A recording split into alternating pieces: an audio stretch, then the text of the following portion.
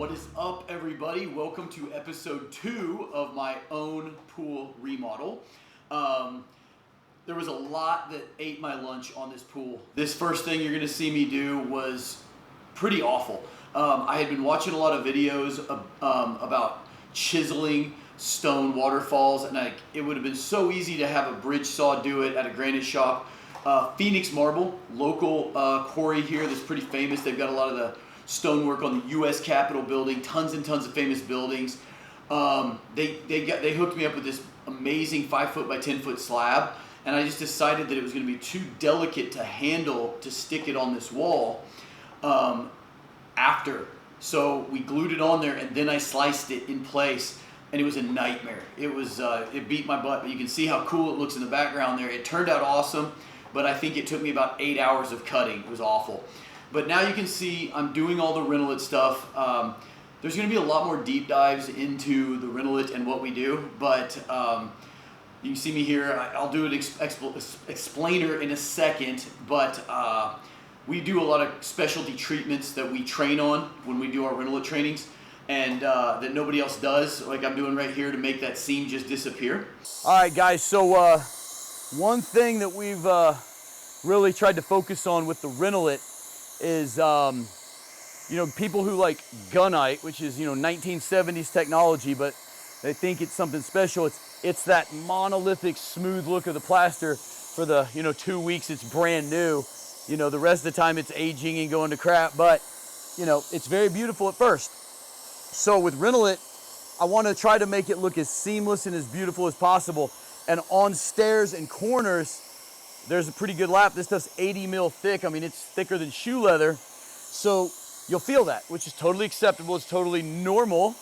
But as a guy who spent a lion's share of my career building like high-end cabinets and really fancy woodwork, my brain starts working, and we've developed a version of it where we do a little treatment. We do this in our training that you can get to at all3pools.com, our Renolit training events, where we show you some of our high-end installation methods where you don't have any 80 mil, you can't feel that. You can see it if you know what you're looking for, but it looks like a pencil line and not a speed bump. So we're developing, and we're pushing the envelope every day with some of these installation methods. I mean, it's pretty much surgery, and we only do it where it shows, but it's pretty worth it. You can kind of see that. Look at that. There's just nothing there. Renolit, for one, is 80 mil thick. There's no other membrane out there that's thicker than 60. So you got 25% thicker, which is better for durability, better for, longevity, life, everything. It also has some pretty fancy treatments to it that make it more chemical resistant than any other membrane. But the 80 mil, the one caveat is it's thicker, so all your seams and joints, you got to be better at welding to make them look super awesome. The corners at the bottom of the wall and the vertical corners, there's very easy to hide seams there. But on these outside corners of stairs, we've developed this little fancy little weld that I'm pretty proud of. Yeah, so you can kind of see me. I'm still doing that little treatment there. And what you're seeing me do there is, honestly, guys, it kept raining off and on a lot. This was a lot in June. And you'll see me just waving the heat around just to get rid of little drops of water that would be under the membrane. But it's really a lot of tailoring, a lot of cutting to fit, and then welding, with quality. If you get the weld too hot, you can discolor it, you can kind of melt it or damage it. If you don't get it hot enough, it can leak. So this is why we do all these trainings at All 3 Pools for Renolit, to certify you as a welder.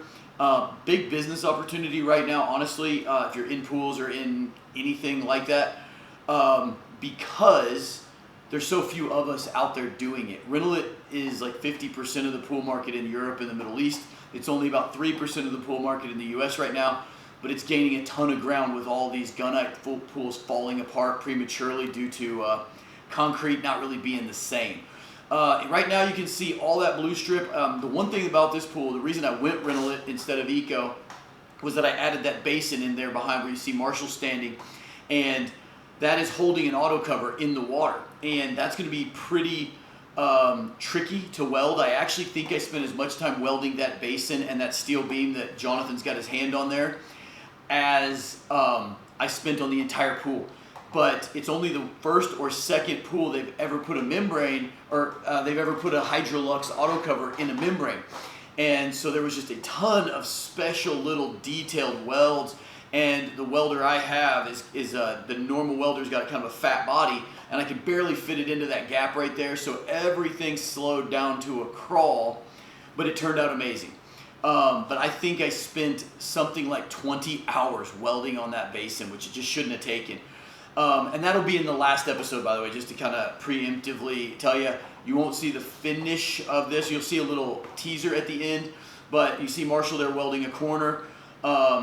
And that's a lot of the stuff that we teach, because teaching you how to melt two flat pieces of plastic together takes minutes. Teaching you how to make all the origami look good, like these welds here, look really good, disappearing seams, making it look far better than gunite, last longer than gunite.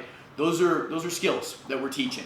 So this one's pretty cool because Pentair also, Renolit sponsored it, Pentair sponsored it. There's a ton of water features that I've added. I've got a laminar, I've got a killer fire water bowl from Pentair. There's a big waterfall, whole bunch of stuff. You see the guys riveting down the Renolit now, measuring our cuts, and just, it's kind of a busy job site when all this is going on. I'm right there, I'm putting a butt seam in. It's a way to kind of hide your overlap seams and do a butt weld. We have a special robot for doing it on the floors, but in that little space right there, I just had to do it by hand. So it's just a kind of a tailored cut where you want everything to be on plane. You don't want to see a bunch of seams. So, you see me cutting there just super detailed. That's just to make it not bumpy. When your feet are on it, it just feels like a plane. And right here you see me doing a little more of that teaser where I'm doing kind of a specialty cut, back cut to the Renolit. Nobody else is really doing this kind of thing, but it makes it where your stair edges and your seams on the transitions where you'll be walking or sitting, you don't have a big 80 mil seam scratching your back and making it notable that there's a seam there. We're just making those seams disappear. So you see me wearing it like a cape. That's just the easiest way to carry it into the pool. That's my little tanning ledge, and this is like the last piece of the actual pool, and then I had to get into the basin. Another thing that I'm going to tease, you see him using that DeWalt battery pressure washer. Guys, I know a battery pressure washer seems kind of rinky-dink, but that's a 60 volt DeWalt pressure washer. Me and Owen are going to make a video of all the tools we're using these days, those Leicester heat guns, just everything we're using for pool building, Renolit installation. And I'm not a big affiliate marketing guy, but I will link that pressure washer for a pool guy to be able to carry something down there and just rinse the finish down and get all the grime and dust off with just a battery and a hose instead of having to take your whole pressure washer out. That thing's game changing, so couldn't recommend that enough. But very soon me and Owen will have a video just like the biggest 10 things that we use that are kind of specialty, those heat guns, a few different things. We got a pretty awesome set of plumbing cutters that we use, little nuanced things that make your life easier. We'll do a video like that. Owen's been bugging me to get that up. You see me here, I'm just kind of tailoring those last cuts to fit. We just use a straight edge to cut that bottom corner. We do have another training for this process here coming up at the end of August, and then I'm sure there will be one in September, October. We do them pretty frequent. They're a smaller class. I always tell everybody they're a little bit boring because it's minutia. It's really learning to do these things right here well. You see me doing that tiny corner weld with the penny roller right there. I'm using the liquid PVC seam sealer, which is purely an aesthetic finish. That it's not necessary, but you can see how good the color match is on that stuff, and it just covers up any little nuance, like where you see the threads of the reinforcement sticking out or anything. That stuff covers it up super nice.